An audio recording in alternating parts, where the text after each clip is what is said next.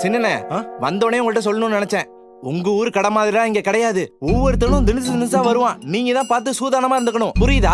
எனக்கு தெரியும். ஷூ, உங்களுக்கு இதுல அனுபவம் பத்தாது. யார்கிட்ட சிரிச்சு பேசணுமோ அவங்க கிட்ட தான் சிரிச்சு பேசணும். எல்லார்கிட்டயும் பல்ல காட்டணும். நம்மள ஏற்றி விட்டுருவானுங்க.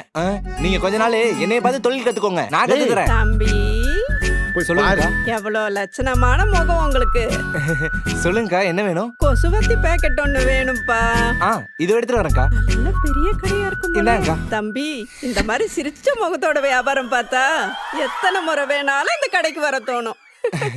இதெல்லாம் நோட்ஸ் எடுத்து வச்சுக்கோங்க. ஃபியூச்சர்ல யூஸ் ஆகும். உன் பேர் என்னப்பா? குருக்கா. குருவா? என்னக்கா பாக்கி காசு?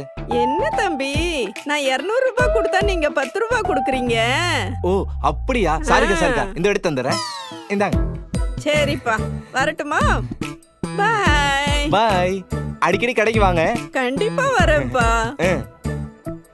பாய். அந்த அம்மா எவ்வளவு குடுச்சு? 200 ரூபா கொடுத்துச்சு. இங்க 200 கான் பாரு.